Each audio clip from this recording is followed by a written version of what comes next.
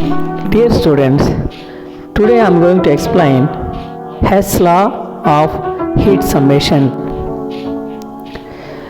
Hess law of heat summation. Definition: the total enthalpy change of a reaction is same whether the reaction takes place in single step or in several steps.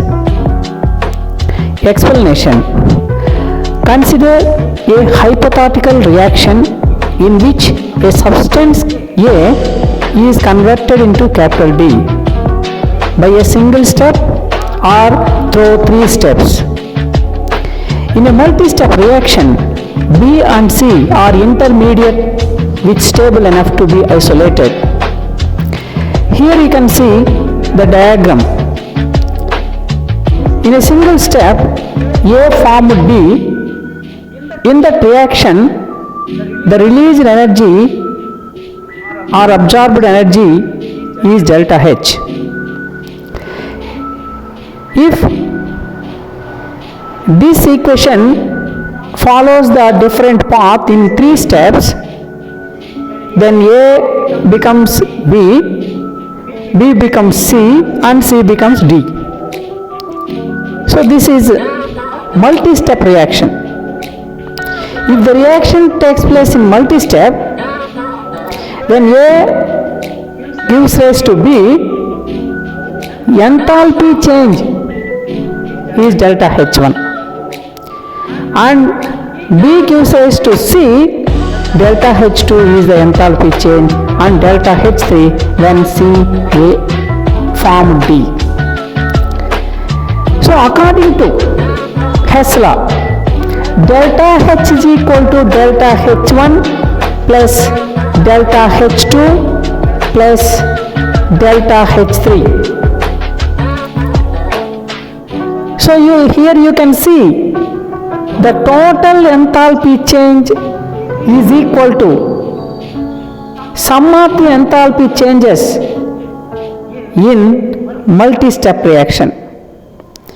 So whether the reaction takes place in one step or in several steps, the total enthalpy remains constant. That is what Hess law is all about. So very important law.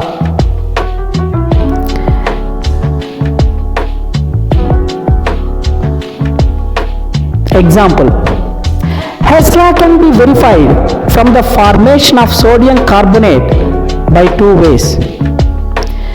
First point: when sodium carbonate is prepared in one step, 2NaOH plus CO2 gives rise to Na2CO3 plus H2O. Delta H is equal to minus 89.16 kilojoules per mole.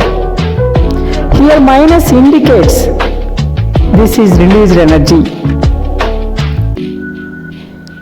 When sodium carbonate is prepared by two steps, NaOH plus CO2 gives rise to NaHCO3, and again NaOH plus NaHCO3 gives rise to Na2CO3 plus H2O. So here in the second step we get sodium carbonate.